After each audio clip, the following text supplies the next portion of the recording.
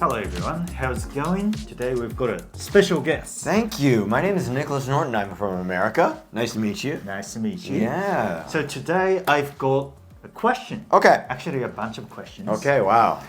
About immersion. Sure.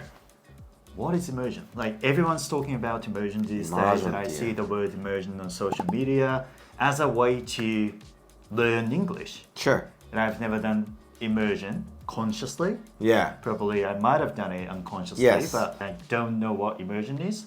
And I often think that just immersing yourself in an environment where English is spoken doesn't really make your English improve. Sure. So could you please break it down a little bit? Shall we do this in English? I'm fine doing this in English if it's okay. Yeah. Okay. In English, in Japanese. All right. Maybe you can I'll switch keep it doing up it in here and English. there. Well, you've definitely done immersion. I've done immersion. Yeah. Immersion isn't it's just a blanket. It's a statement to try to label something. Mm-hmm. Do you understand what I'm saying? Yeah. It's not an actual thing. Most people who become fluent in a language have done immersion. Let's go back and look at your history. Look at my history. Yeah, when did you start studying English?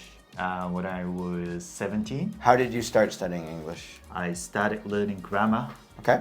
And with grammar, vocabulary, and phonetic transcriptions. So you actually learned phonetic transcriptions. Yes, all the basics basically. Okay, so let's first off, normal Japanese person would definitely study grammar. Yep. They definitely study vocab. I'd say phonetic transcriptions is a little bit extreme, but it definitely would help you. Yeah, With it definitely did. It definitely did, and it's funny because I told this to a Japanese person yesterday. I said, you should study phonetic transcriptions, and he was like, "Oh, I don't care if my my English sounds a little Japanese." And I said, "Oh, don't do it for your English. Do it so you can understand Yeah. when you hear English." I'd say phonetic transcriptions are more important to listen almost, right? Because what's written and what you hear is not the same thing. Okay, so What is immersion? what is immersion? Well, Give me the okay. definition of immersion well, first. you first just said the first part of immersion. First part of immersion. So immersion can be broken down into different components. I would say immersion is broken down into different components. And the first component I would say being- the first component would be studying. So Studying. you would read, it would be like if you're going to build a Lego and you saw the picture, could you just build it exactly like it is, or would you have to look at the instructions and build it? You'd have to look at the instructions. So that's the first thing you would do is look at the instructions. Okay. Now, the problem that I have with most Japanese people is they tend to sometimes look at the instructions for 20 years. Right. And that's all they do. Like, that's what's fun for them. That's what you can do to pass tests. You said that studying comes first, which is the very first component of like multiple components that make up the word immersion. So I think the misunderstanding we tend to have about immersion is when we hear the word immersion, we tend to think that, it's all about putting yourself in an environment where everyone's talking in English. Well, it is putting yourself in an English environment.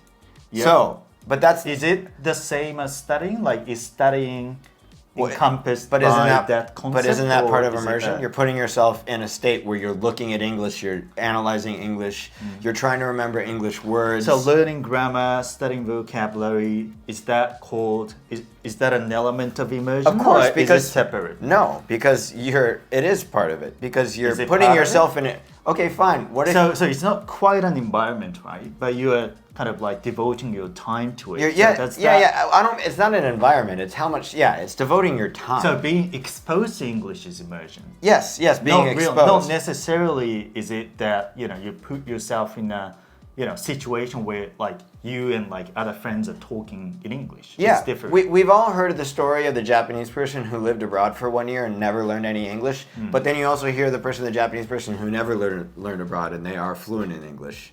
So obviously, it can't just be moving to one place. Exactly. So that's where I was coming from, because I've come across so many people who had lived in Australia for a very long time, like 5 years, 10 years, but their English was just still, not really up to scratch. Exactly. So that actually made me think that, just being in an environment where, everyone talks in English, it doesn't necessarily make your English improve unless you make conscious efforts to make it happen. You just made the main point. People who think immersion is effortless, that's Yeah, that's a kind of impression that the word immersion gives to But people. everybody wants that with everything. That's like with exercise. Like, just do this 20 minutes a day and you'll lose 30 pounds. Or like, take this pill. Yeah. You know, that's like, okay, so first we talked about studying. So the next thing, input.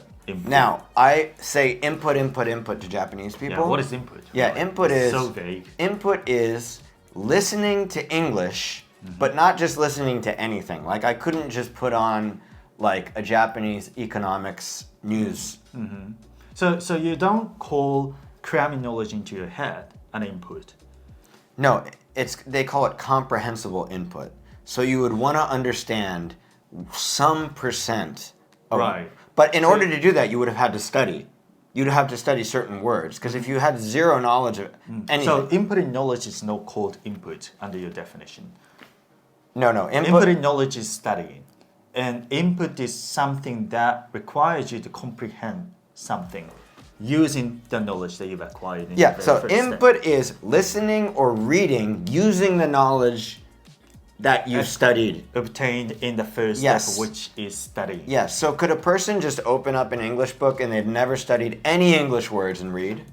They couldn't. There's no It'd be way impossible. they can It's understand, impossible. right? Yeah. They would have had to know the words. They would have had to know the alphabet, right? So establishing the knowledge foundations is really critical in moving to the next phase where It's critical for probably 99% of people. And then there's some Right. weirdos that like just happen to Some weirdos. Yeah. So the reason I say input to Japanese people is because they think that when they were in high school reading a grammar book, Yep. that counted as input.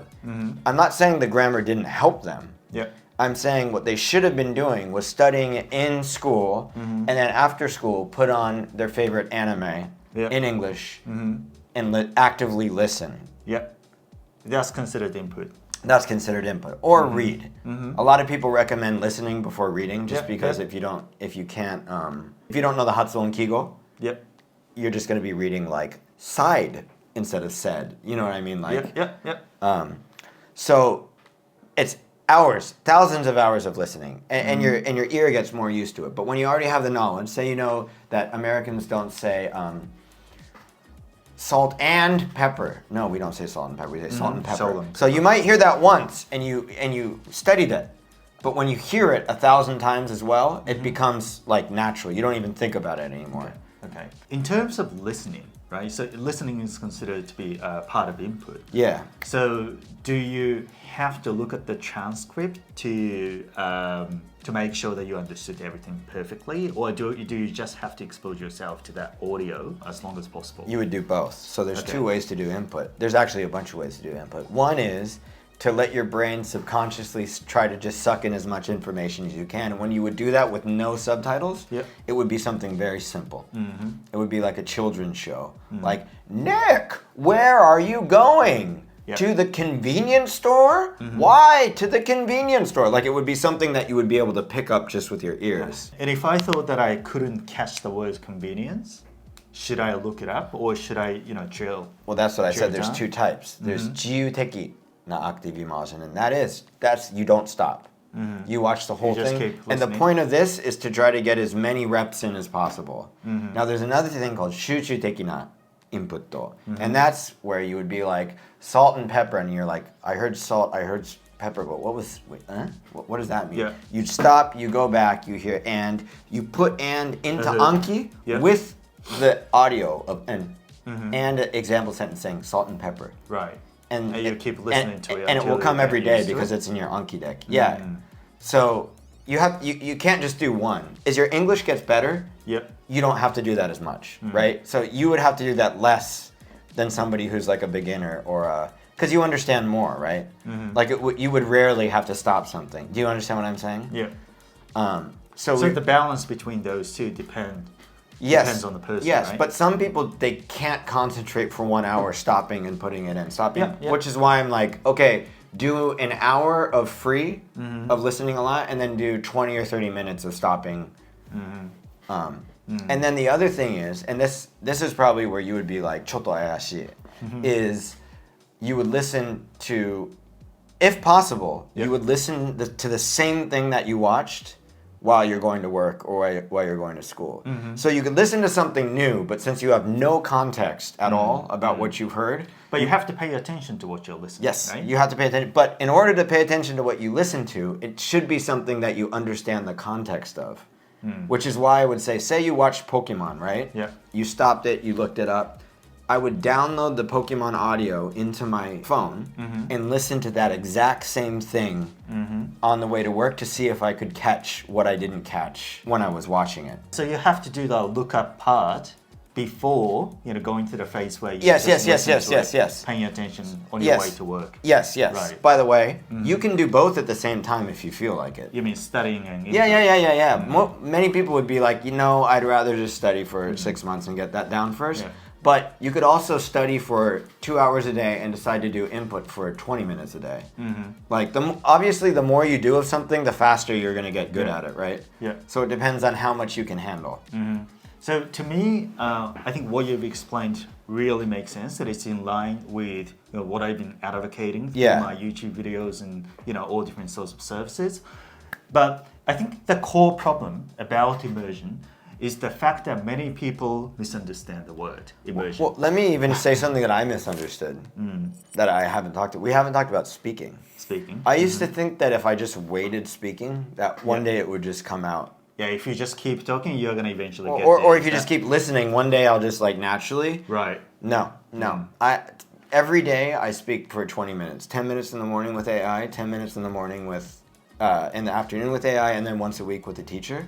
So the good thing about speaking is when you say, I do drills, because I'm not, 俺上級者じゃないからスペイン語ね。If I can't understand something that I saw, we'll do a drill with my teacher where he'll only make me say things like that, like salt and pepper, salt and pepper, salt. So I don't say salt and pepper. And then once I've said it 100 times, now whenever I hear it. So it's output in order to enforce better listening. And then as I get better, then I can stop doing that and I can just do free. I think it's to do with the correlation between your ability to pronounce things correctly and your ability to listen to it accurately. If that makes sense. Exactly. If you can pronounce the words correctly, then you should be able to catch it very easily. Yes. Right? The interesting thing about immersion is that you can, as you get better, a beginner will have to kind of suck it up, as we say. But say you're a chukyusha.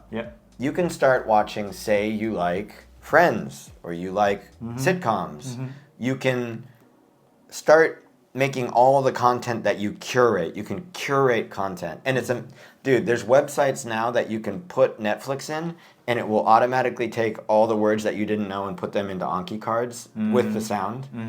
And you can watch stuff that you watch, which makes it easier for you to concentrate.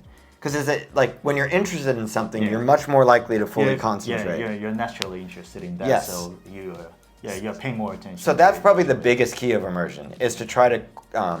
but that process has to come after Yes. studying for a certain number of hours. I'm still watching Pokemon, and I find it pretty difficult. Well, no, I don't find it difficult. I just hate it. I don't want to watch Pokemon anymore. I want to watch stuff that I want to watch, but I'm sucking it up. And I do sometimes watch the content that's a little bit more difficult for me, which is fine. But you need to balance out the stuff. Recently, I want to understand 80 to 90% of everything I see. Is that the whole process of immersion? So studying an input and output? So output comes as a last step? Or when do you get to the phase where you start talking? I would say you could start speaking from Chukyusha, and one of the first things I would do is crosstalk. Do you know crosstalk? No. Crosstalk, they don't have it in Japan, but they have it all around the world right now. It's where you find it's you speak. Let's say right. So, let's say I speak in English and you speak in Japanese, kind of thing. Well, it would be the opposite. You speak in Japanese. If I'm learning Japanese and you're learning English, I speak in English. Japanese and Yeah. English, right. And it's to overcome the social anxiety of what a conversation is, because speaking with an AI, and I know this personally, there's no anxiety because it's a stupid robot. It can't even remember what you said 5 minutes ago. But when it's a person, you're embarrassed. You might not catch what they say. You might be scared to say, can you say that again?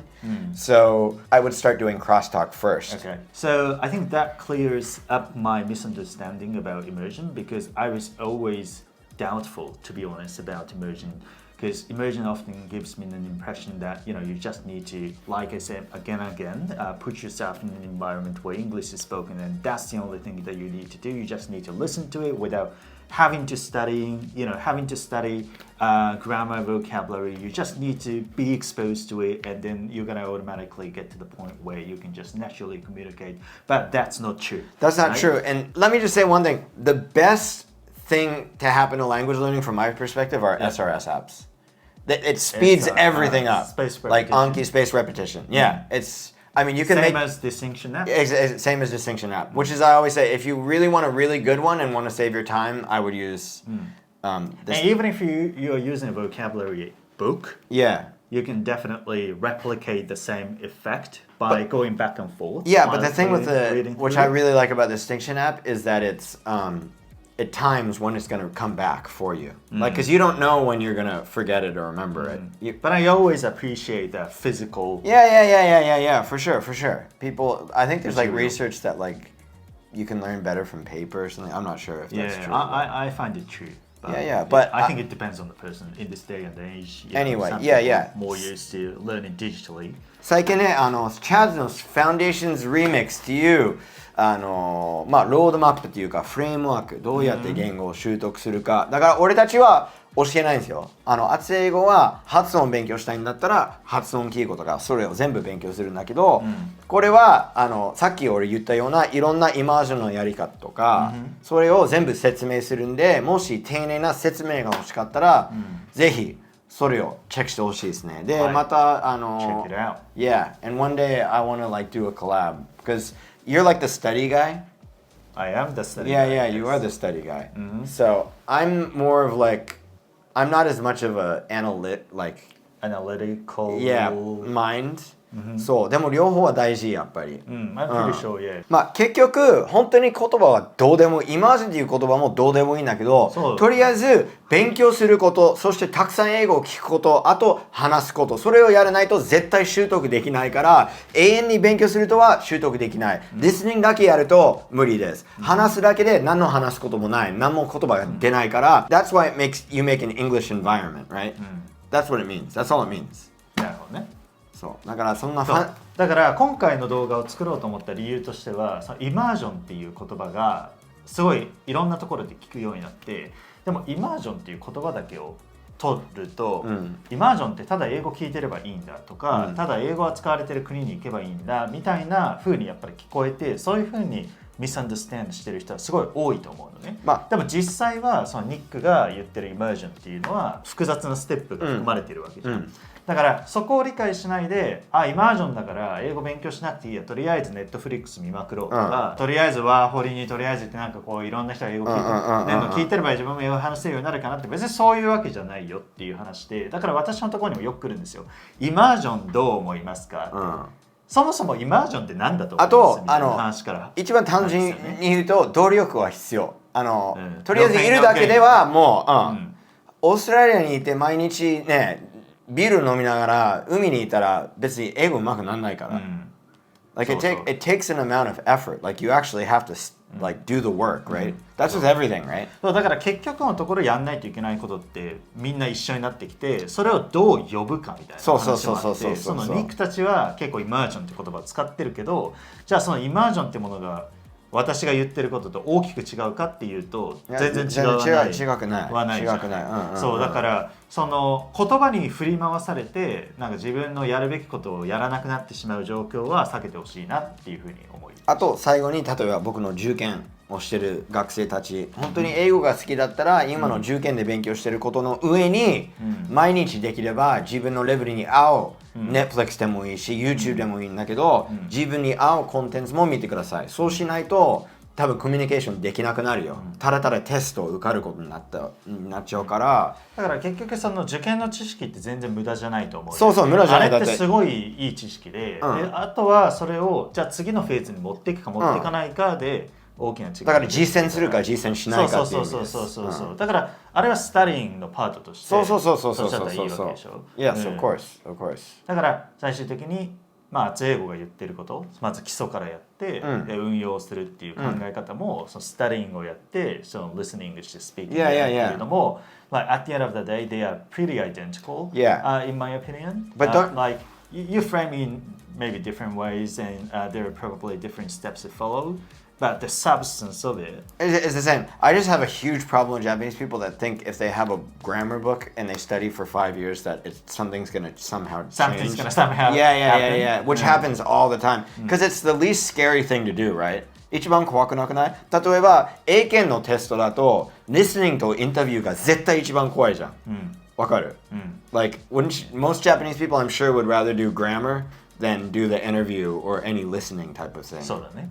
だから本当に listening と speaking もやらないと、多分習得しないなって思います。それだけですね。はい。ただそこに行くためにはやっぱある程度やっぱり知識も必要そうだし、です知識ない状態でそんなことやっても何の意味もない。そう。いろんな感覚からアタックしないとっていう意味ですね。はい。で積み上げていかないといけないということですね。はい、ありがとうございました。ということで今回イマージョンについてちょっと話してニックからね、話を聞いてみました。ということでまた次の動画でお会いしましょう。